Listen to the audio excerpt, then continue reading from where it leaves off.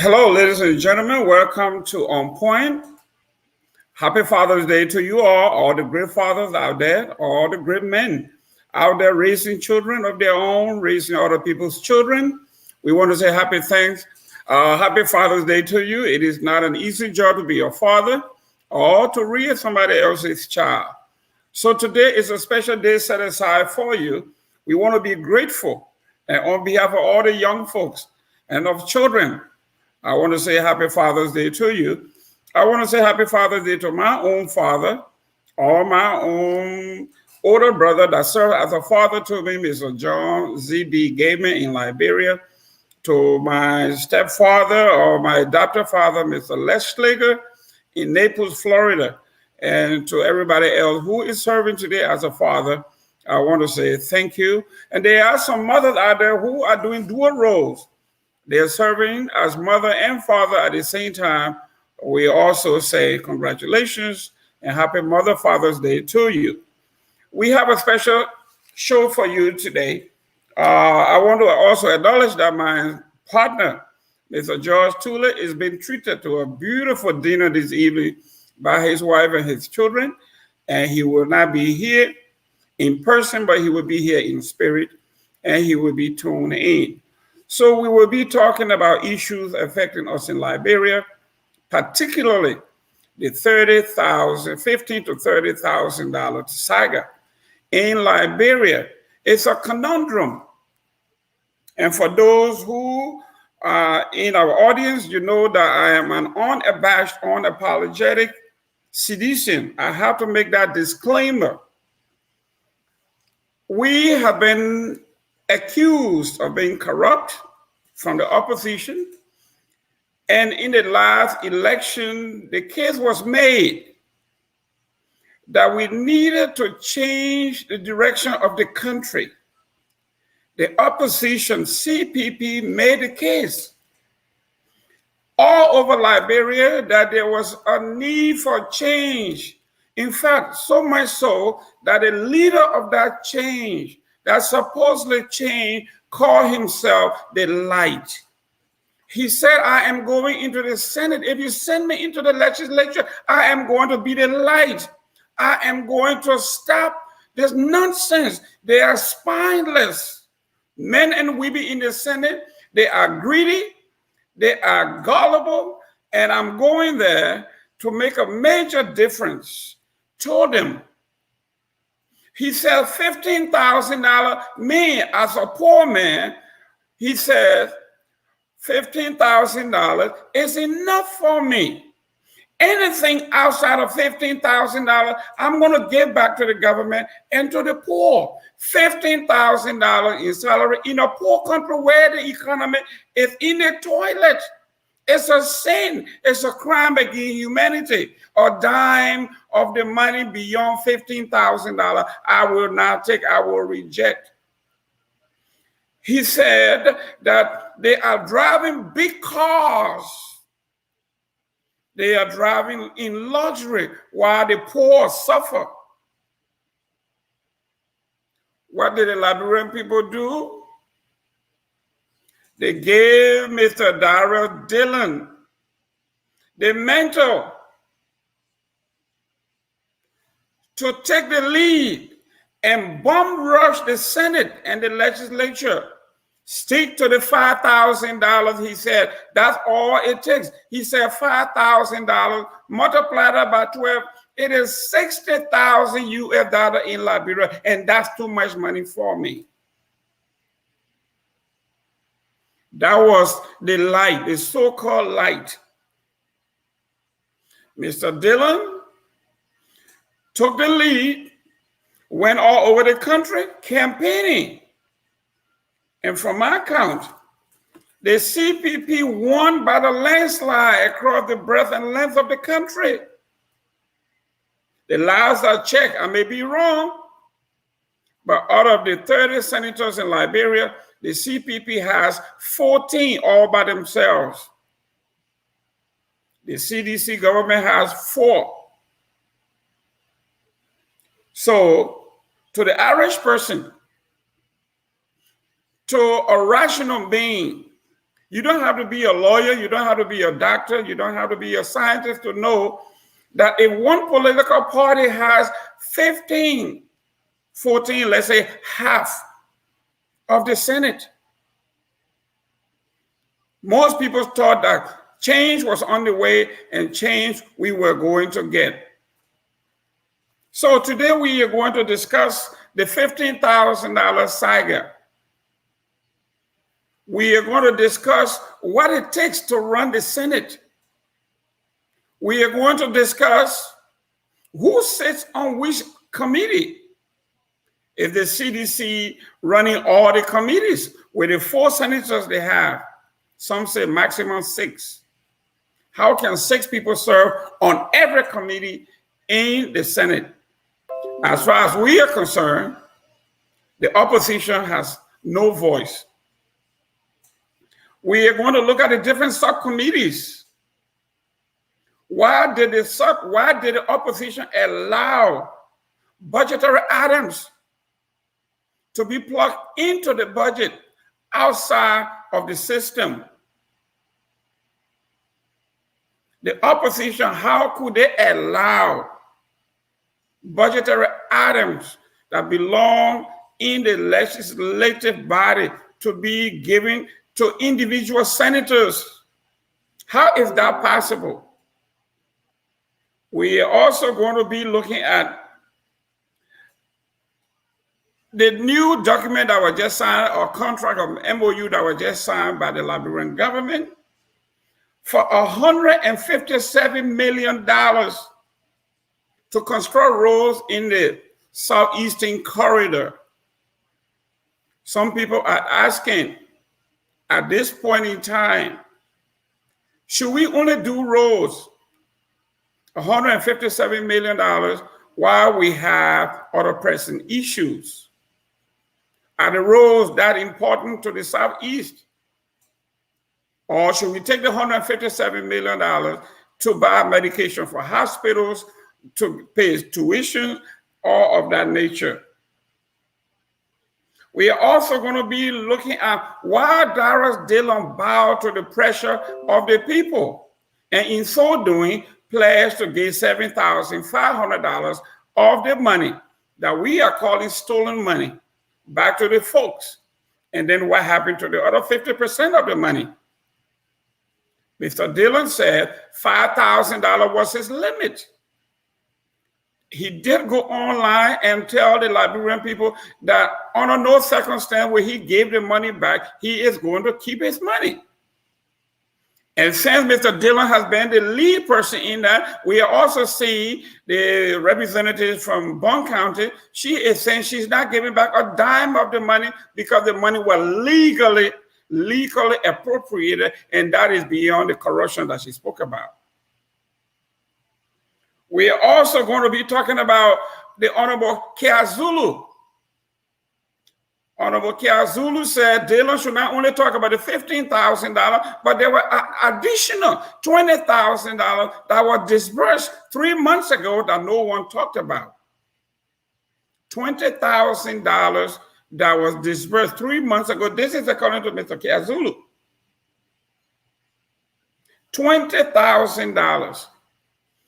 And then finally, we are going to be talking about the opposition and people who are not in the know complaining that people are going to the different hospitals and they have been denied entrance to hospitals or admittance to hospitals because of the lack of beds.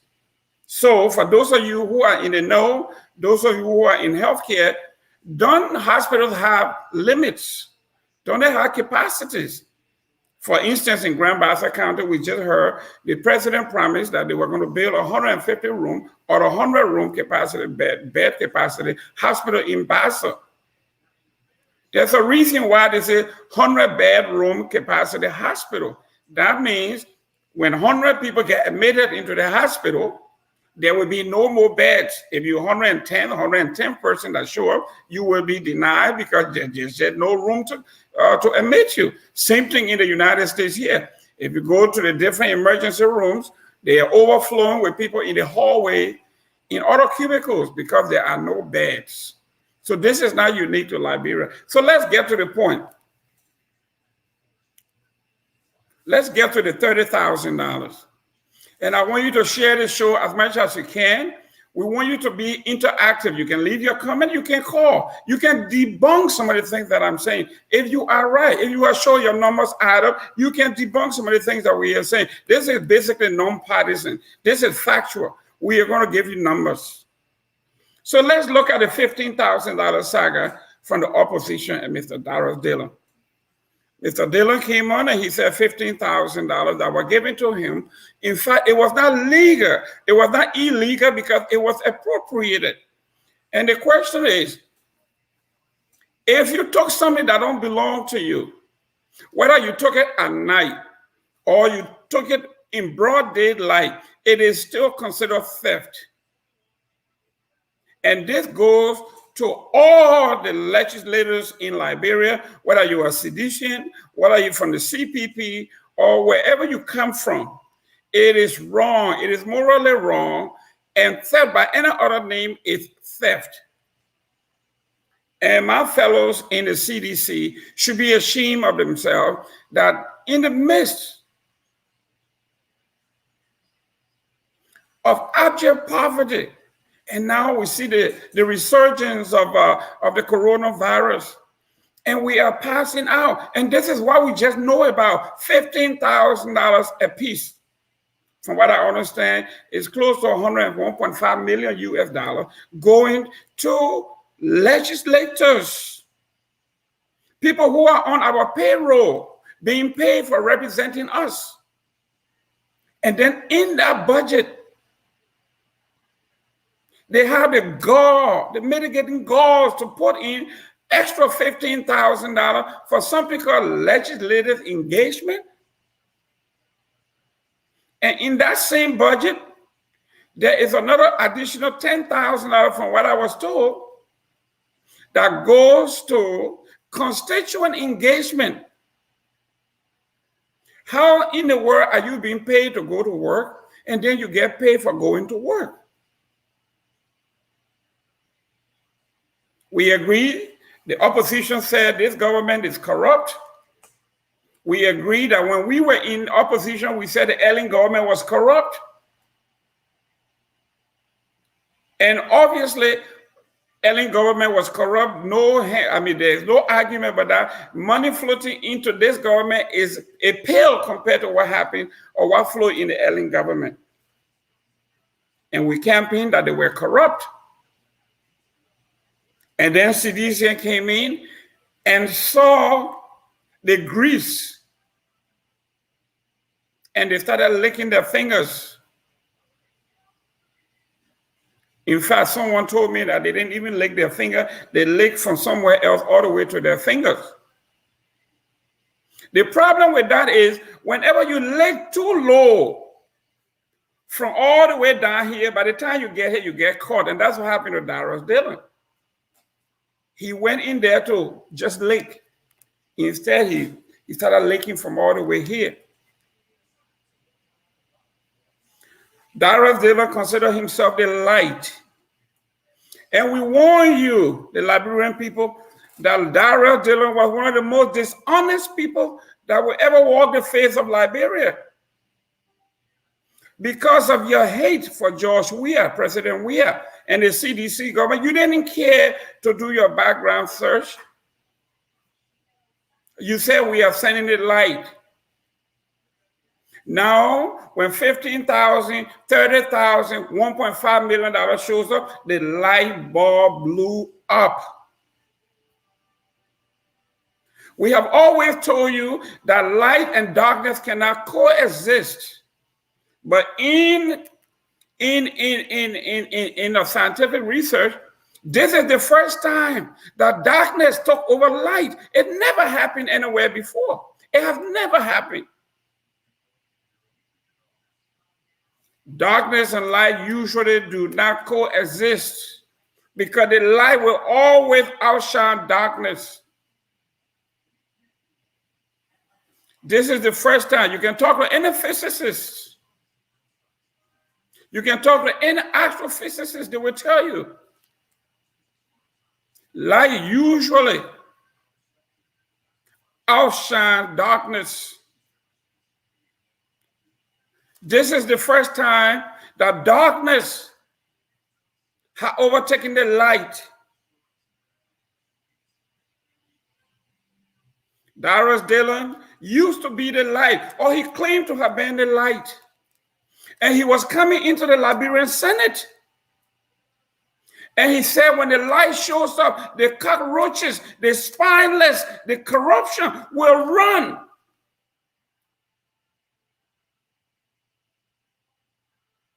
But we have seen what has happened to the light. If you walk into the darkness, if you walk into the villages and you see one shining light bulb, all the flies, the bugs, and if you have enough bugs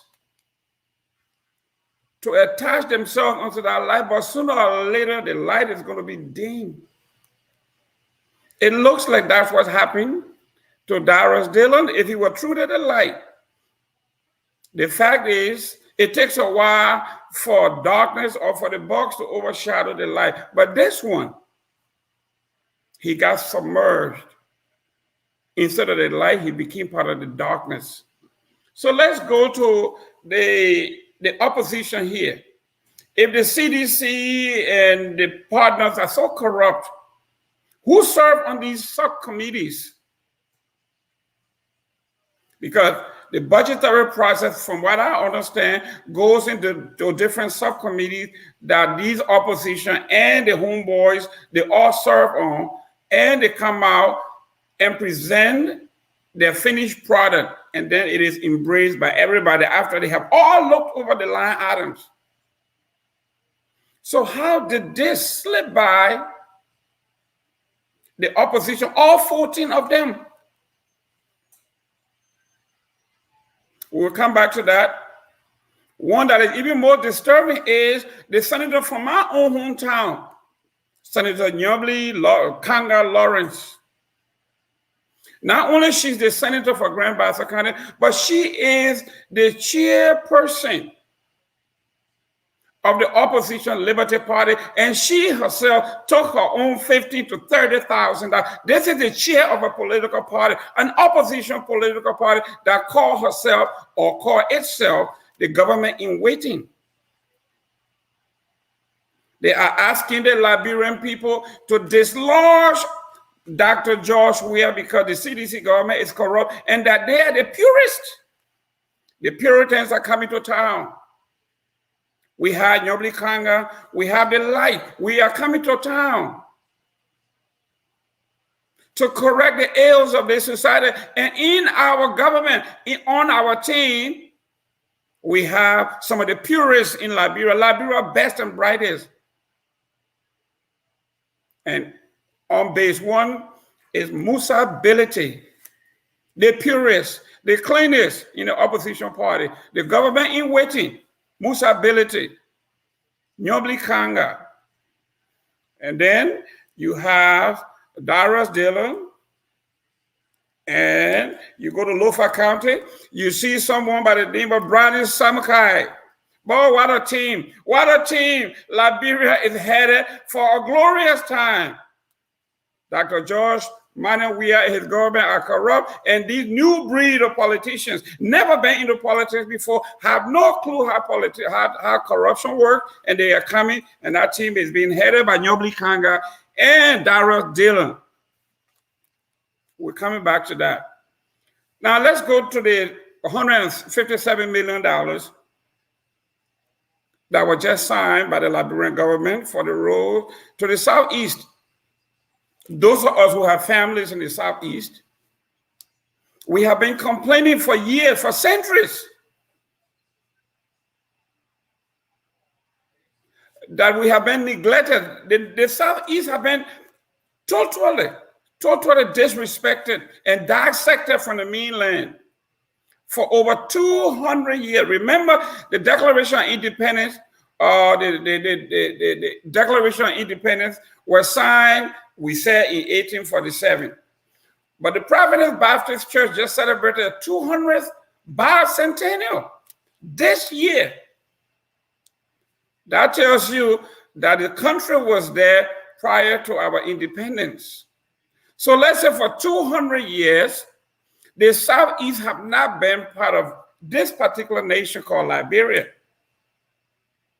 So finally, President Dr. George Manuel Weah decided to do something, and they just signed a $157 million contract to connect the Southeast to the mainland.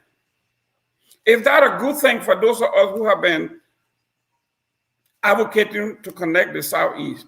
But then there's another school of thought. In the midst of the economy, according to Darius, the economy is in the tank. Now he said it's not in the toilet anymore. The economy has fallen into, according to him, the septic tank under his leadership. He said when he came into government, President George Weah economy was in the toilet. Last week, he said the economy is now in the septic tank. Based on that, some are saying, why use $157 million to build road going to River G, Sino, and the likes? Why don't put that $157 million in healthcare, in hospital, in school, and the likes? Another school of thoughts. And if I may quote Darius Dillon, if I were President George Weah, you can complain all you want. That particular money has been earmarked, not by the Liberian economy, not by the Liberian budgetary process, but our international community that saw the plea of Dr. Weah that the Southeast need to be connected to the mainland. So if I were Dr. George Weah, I would say the same thing, just as Mr. Light has said, the former Light. Not a dime of the $150 million is going to go to anything else but the reconnection or the connection of the Southeast to the mainland. The folks in the Southeast pay taxes. The folks in the Southeast are Liberians. The folks in the Southeast have been subjugated, have been segregated upon because they are fighters. They fought the initial battle for this country. They deserve to be connected to the mainland. They deserve the best role possible. The best and our brightest in the Republic of Liberia come from the Southeast. No disrespect to our friends from the North. There's no disrespect to our friends from the central part of Liberia, but the Southeast is the breadbasket of our brains. They have made the most sacrifices. They have paid the most. They have died the most. And yet they have received the least. The Southeast. And I will insist and encourage the president, not a dime, a penny of that $157 million to go to anything other than road to the Southeast. The Southeast deserves roads, not just roads. They deserve better roads and quality roads. We are going to take a break for a few minutes. We'll come right back, and then we'll get into our second section about Liberia, our hospital, our health delivery system, and why is the opposition that knows better is saying that everybody that comes to the hospital should be admitted. Let's take a quick break, and we'll be right back.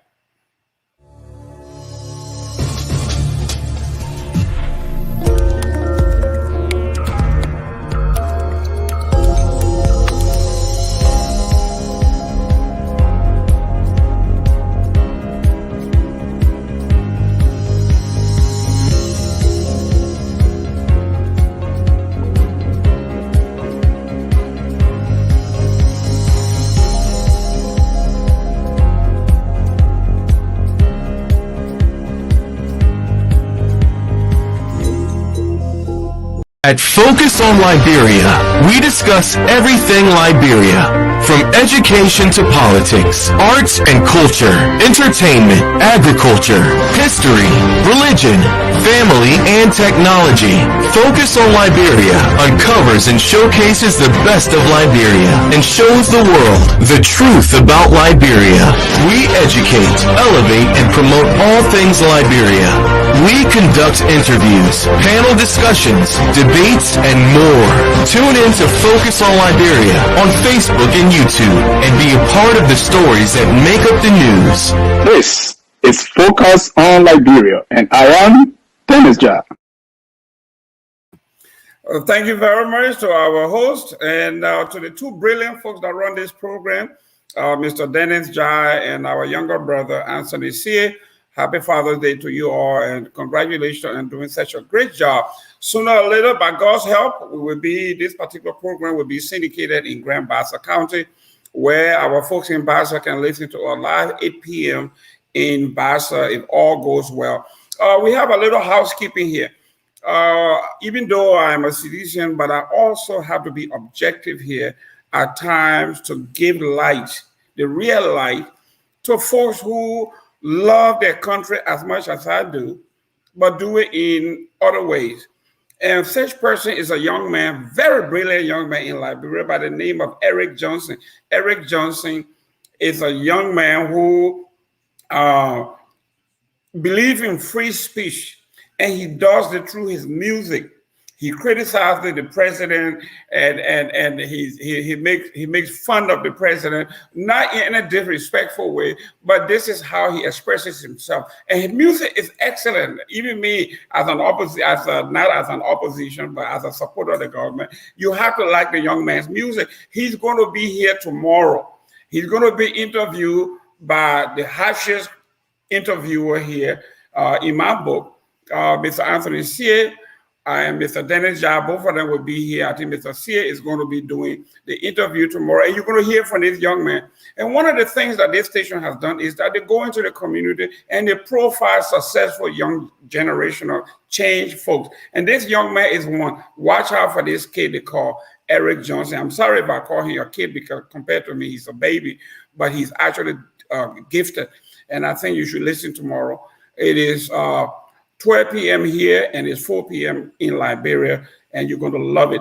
So we are going to go into the healthcare issue in Liberia. I've seen the different opposition radios and television and podcasts all over to every hospital, JFK, Catholic Hospital, and saying that these people go to the hospital and they are turned away, and how inhumane that is, and how bad it is, and how this administration is allowing such things to happen. If you live in the United States and you have ever gone to a hospital, or let's look at the presidential tour that just took place. The president went to my hometown, Grand Bassa County, Buchanan in particular. The government hospital there that were built in the late 50s or early 60s is in a deplorable condition, and Grand Bassa County has always been at the table. Not at the table per se, but at the head of every government that have come to power. When Charles Taylor came to power, you saw the Bassa people were there. We had Councilor Bronskin, we had Tom Wowoyu, we had Daniel Chia, we had, you name it, Joe Tate. We had all the Bassa people, not regular table, but at the head of the table. And when Ellen Johnson Sirleaf came into the government, you saw the Bassa people again at the head of the table. You saw the likes of Julia Duncan Cassell. You saw Besson Finley. I mean, you name it. We had our share of being at the table. So why is it that Grand Bassa County being number 2 and been at the top and at the head of this table every year for the past 200 years? We had a hospital that is condemned. It is not worth calling hospital. Why? And finally, on the presidential tour, the president went to Bassa and pledged to build a 100-bedroom hospital to replace the deplorable, decrepit hospital called the Bassa Government Hospital. And to add insult to injury, they call it a referral hospital in the Southeast. You should see the Grand Bassa County Government Hospital that is referred to as the referral hospital for Riverside, Sino, you name it. So finally, the president visited at the request of Honorable Matthew Joe and this new Bassa caucus that we needed a new hospital. So the president pledged that he or this administration is going to build a 100-room hospital. And what you need to pay attention to is the number 100 beds hospital. That means if 100 people showed up sick, they will be admitted. If the 110th or 101st person show up, everything after 100, those people should be denied because there's no room in the hospital. That's why they call it, it has a capacity of 100 beds. JFK, John F. Kennedy Hospital in Monroe, the city has almost, the county has almost 2 million people, 2.5 million people maybe. The city of Monroe alone has over 1 million people.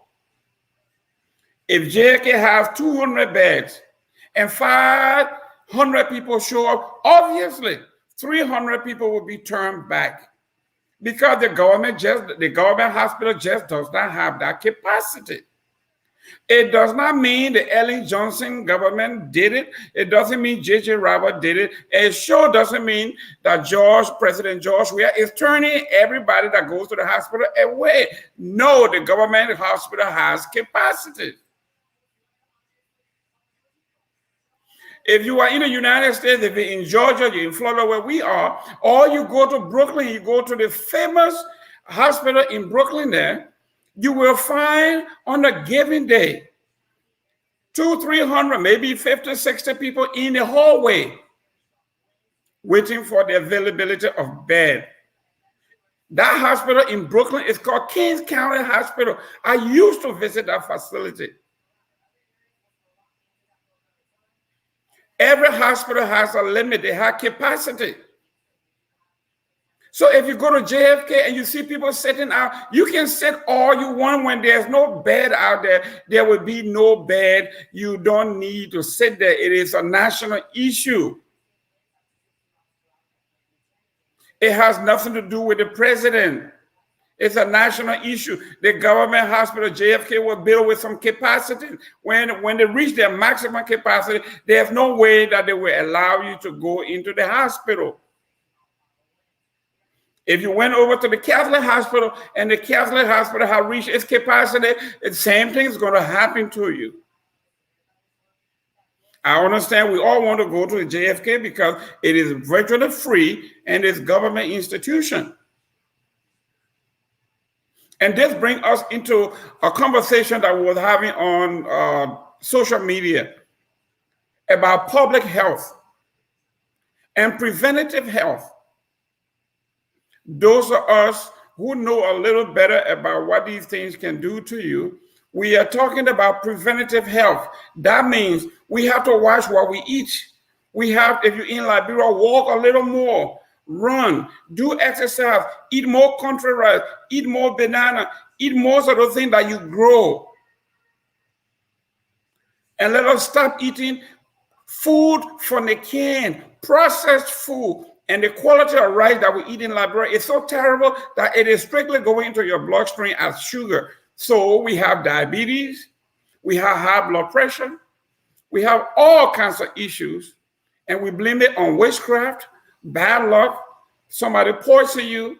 So what we need to do as opposition, as pro-government, nobody has to wait for the government to tell your family, your loved ones, stop drinking excessively. Exercise, walk. There's nothing wrong with walking. We used to walk a lot. Go to the villages, eat the country rice that your folks grow. Grow your own potato greens. Stop eating fish cup or fish from a cup.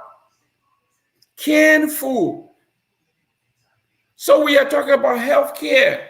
It's not only about going to the hospital. Don't wait until you get sick. Then you show up at the hospital and you want people to let you in. You want them to let other people out of the hospital to let you in. It doesn't matter whether you bring a baby and you're trying to make the government look bad or to shame the government. Somebody was showing a baby and saying, I brought my baby here, the baby is dying, and President Weah and JFK turning us back.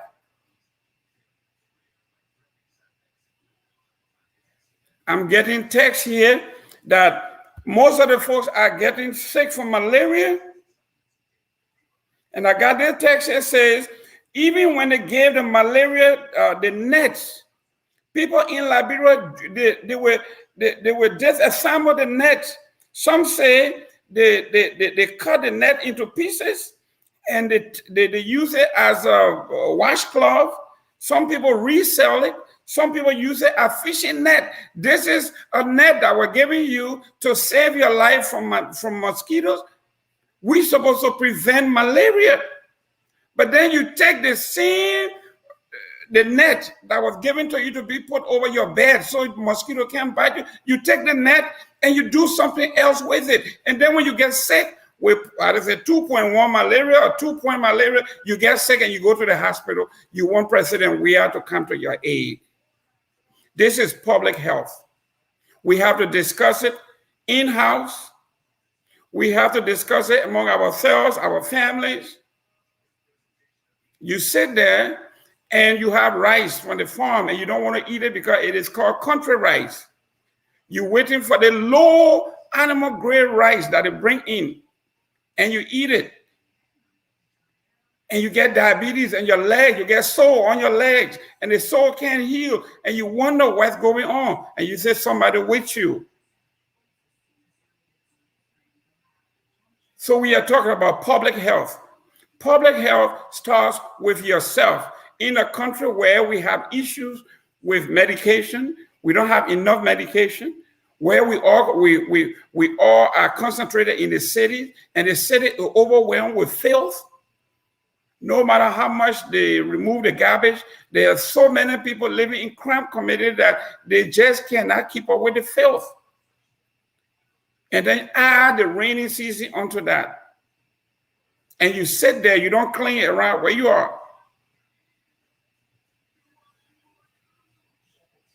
So, my folks, public health is everybody's issue. We need to address the issue of going to the hospital. You can stay away from the hospital as much as you can. You can do this on your own. When you go to the hospital, it should be for something serious. But things that you can do for yourself and your family to stay safe, to stay out of the hospital, that's our business. You cannot be given, yesterday, I'm reading here, Grand Bassa County in the city of Buchanan, over 61,000 mosquito nets for beds were passed out to people because they have seen an increase in malaria and mosquito-borne diseases within the city of Buchanan in the past fiscal year, according to the World Health. And instead of taking the mosquito net and using it to prevent yourself from being bit by the mosquitoes and getting sick, you're taking the mosquito net and you're cutting them to pieces. And some people are selling it. And some people are using it at fishing nets. You don't need a PhD to know. You don't need to be a high school graduate. You don't need to be a college graduate to know that the World Health Organization is coming around and giving you something that will save your life, and yet and still. So it is a personal responsibility thing. And obviously, we are not responsible. We don't like to hold ourselves responsible. Everything has to be blamed on somebody else. If it's not blamed on witchcraft, somebody wish me, my cousin doesn't like me, your last default would be the president, the government. This government does not have enough bed in JFK to take care of the folks. That's not how it works, my folks, my friends. So Liberia, the running of Liberia is just like the healthcare system we talk about in this country. When I go to my doctor here, and my doctor tells me, you have to be part of your own healthcare team. We can prescribe all we want to prescribe to you. You have to tell us how you feel. You have to tell us the side effect of medication. You have to tell us how things are working with you. If you don't say it, we don't know it. So the doctor tells you what to do to stay out of the doctor's office. With that being said, let's revisit some of these things. If we have any comments, we can read them. I'm going to leave a few minutes out for us to read. But today was a day for us to actually discuss these issues that most of us take for granted. When we're talking about war in Liberia, we talk about protests. We say, when I look at these kids, the 17, 18-year-old kids who are running around in Liberia talking about war and protest and burning houses and burning property, they were never around when there were war in Liberia. They have no clue what war is. They only heard about it. Somebody is pushing them to it. So if you are sick and somebody is pushing a microphone in your face because they want to make this government look bad, you need to look at yourself and say, what have you done to prevent yourself from going to the hospital? As we come to a close here, we are going to summarize real briefly, and then we're going to read some comments here. As I'm going along, I also want you to remember Brother Johnson tomorrow. He's going to be out here. His music is awesome. You're going to love his music. I know people in the government, we don't like some of the critical music. They make fun of us. We want people to talk the best thing about us all the time. We want people to sing praises, and that's what politicians like to hear. But once in a while, you need to listen to the voices from the other side. The regular people, the ordinary people, when they are talking to you, listen to their stories, listen to their music. This is poetry. We say lies, or we say art imitates life. So if they are honest enough for their life, and the issue in their life to imitate what art is, then it's welcoming. But if it's cynical, the president or the administration has a reason to be skeptical, especially for those who were in government a few years ago, who squandered everything, did everything wrong, who are saying now, give us a second chance, and this time around, we're going to do you right. We are also looking at what is actually transpiring in the country that have all of these folks. My own senator, the chair of the Liberty Party, to be heading a group. When you talk about kleptocracy and they're talking about this government, but then you look at those who are saying it. When you look at Nyobli Kanga Lawrence, when you look at her political party, and you look at this woman who is actually taking $15,000, $30,000, $20,000. Basically, this is on the table. It's illegal. You can put it in the budget. You can say it was appropriated to me. It is still wrong. Let's go to the comments here.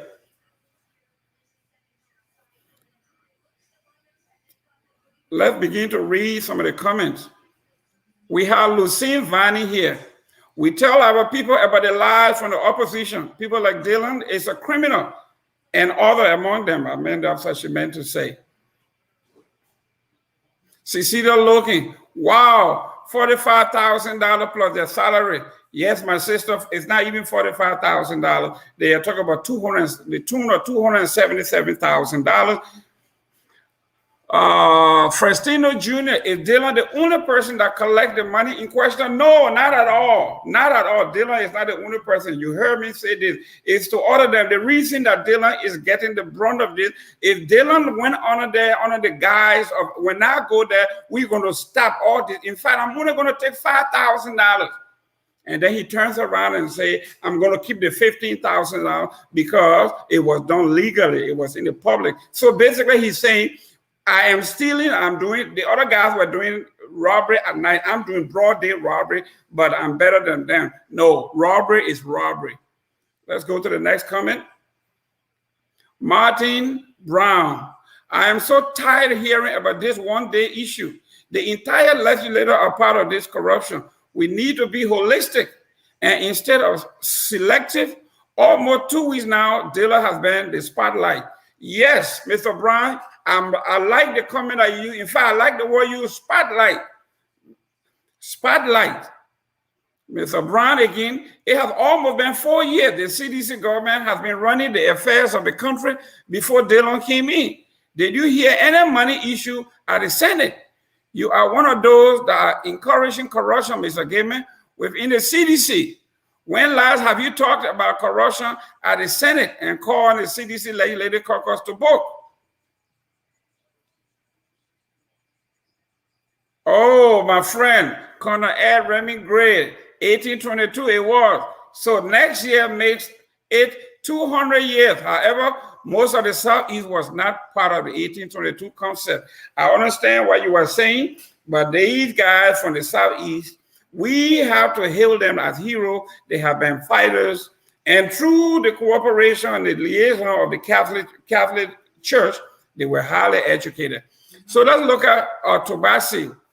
Mr. Tobasi here said the Southeast has been neglected from 1822 to the present. I just said it, my friend. You are right. I know about this.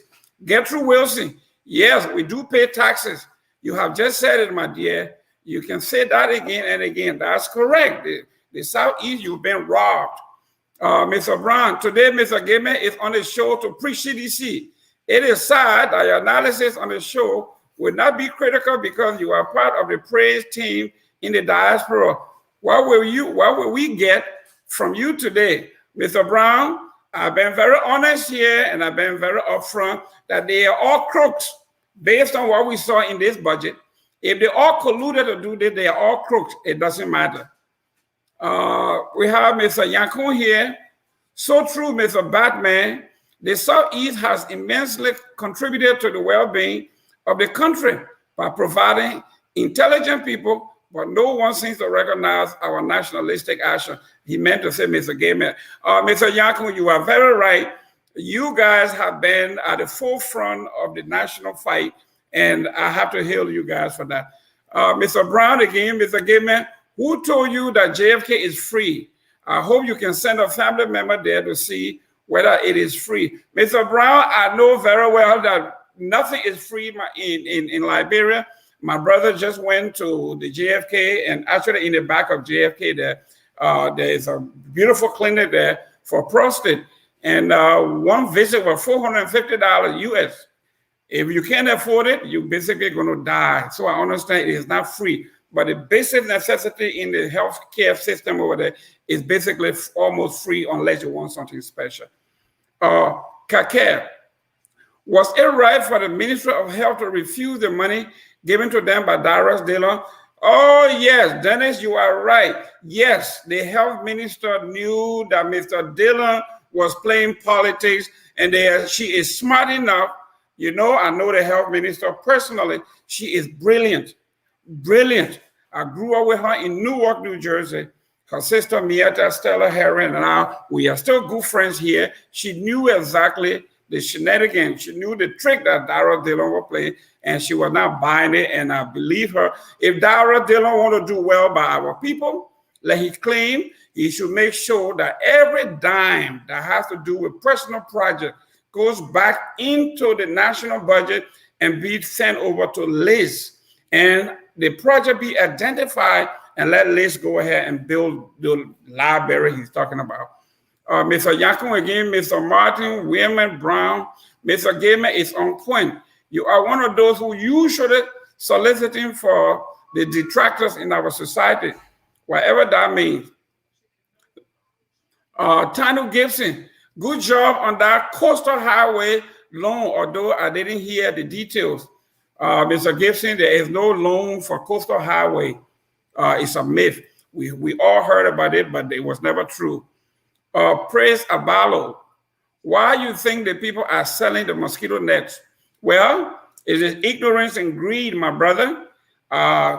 It's beyond me. I guess beyond you too.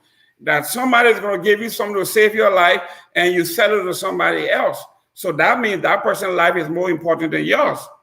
Mr. Brown, he's confused because he's preaching transparency. We are used to corruption. So we bow by someone who wants to see the best for our people. Can we call on all lawmakers to be confused like Dylan so we know what they are doing at the legislature? Well, Mr. Brown, you either good or you bad. There is no half pregnant there. You cannot be half pregnant. You're either pregnant or you're not pregnant.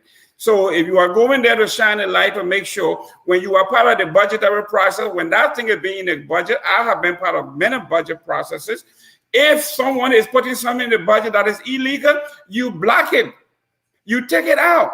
You can't wait and then become the recipient and say, because it was done legally, even though it's wrong, I'm going to do it. No, this is where Dylan is going wrong.